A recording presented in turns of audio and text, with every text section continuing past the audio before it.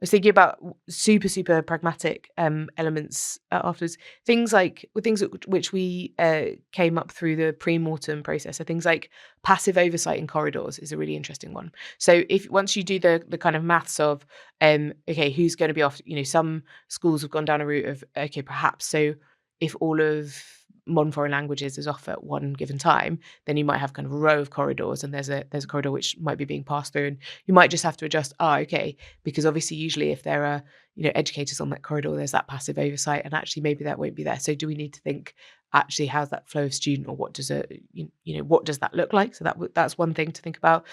We also came up around anchor days. So obviously the immediate piece, and Katie talks about this in the series we've done on open source. The immediate idea is obviously that you would think about having a proportion of colleagues off on every single one of the 10 days. But actually that doesn't quite work, because you do need some days where, like anchor days, where colleagues are in all the time, so that you can have all staff meetings, parents' evenings, all of those kind of things. So if we have staff off over 6 days in the 10 days, then we've got 16.7% not in work on the off days.